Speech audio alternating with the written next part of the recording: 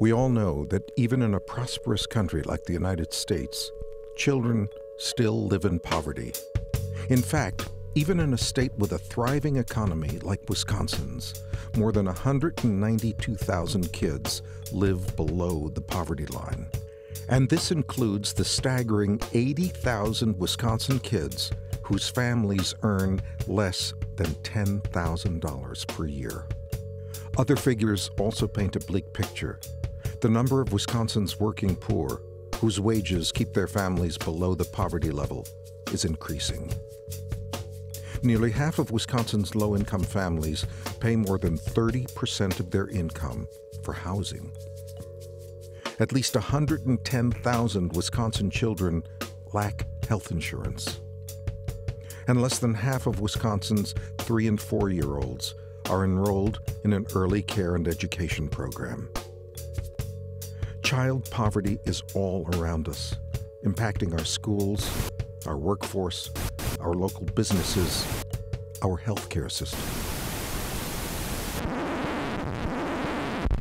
Actually, this is not that kind of movie or that kind of campaign.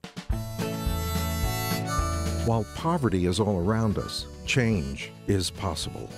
Do you remember the War on Poverty? That coordinated, focused effort reduced poverty in the U.S. by 42% in just 9 years. The Vision 2020 campaign asks you to imagine what we could accomplish if we focused our collective energy and attention on a statewide war on child poverty. But is it possible? Is it possible to truly end child poverty in Wisconsin by the year 2020? The Wisconsin Council on Children and Families, the Wisconsin Head Start Association, and the Wisconsin Community Action Program Association believe it is possible. It is doable.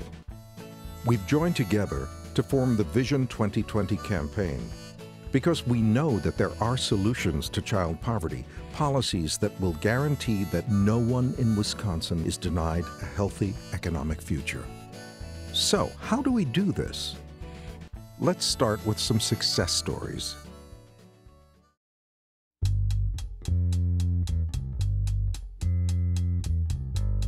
Lots of times I would find myself telling people when they would say, "God, you did such a great job," I had a whole lot of help. And I couldn't even imagine where I would be without that help. I actually have a son, he's my only child, and his name is Derek, and he actually is 24 now. I actually was a teen mom. I walked across the stage 3 months pregnant, and then I was a full-time college student, and I worked full-time. It was just me, and it wouldn't have been possible without daycare. Like a lot of working parents, I dropped him off at daycare at 6 a.m. So literally other people were responsible for helping shape and mold, this kid that I'm so proud of today. I will never, ever, ever forget this woman, Miss Penny. She was my son's early Head Start teacher. And he had decided that she was also the love of his life.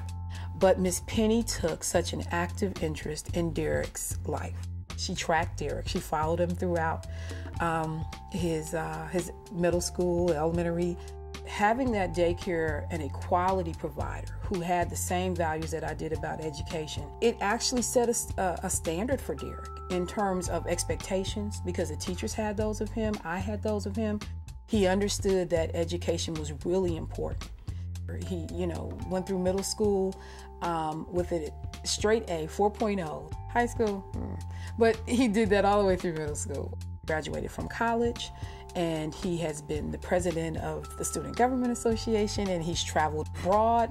And I know that all those things happened as a result of a really solid beginning in terms of his education. In my position, I have found that we get a number of calls from parents who are distressed about their child care situation. From the very basic that they can't access child care. Therefore, I can't go to work. I can't even go look for that job. I found a job, but I don't have child care in place. So unfortunately, I'm going to have to decline the offer. The employer is already upset that I've missed the first couple of days trying to get child care in place. We cannot continue to have the statistics that we do in terms of educational gaps between children. And it really starts with quality child care. We have to get Wisconsin to that point. It can't be a dream. It has to become a reality. We have to do something. There is nothing that takes place in Milwaukee that doesn't impact other parts of the state, whether it be La Crosse, whether it be Green Bay, Eau Claire.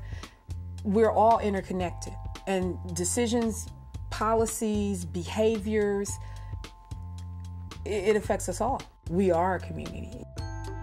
If there's just the least amount of hesitation, I would encourage you to remember me, to remember my story, to remember my son.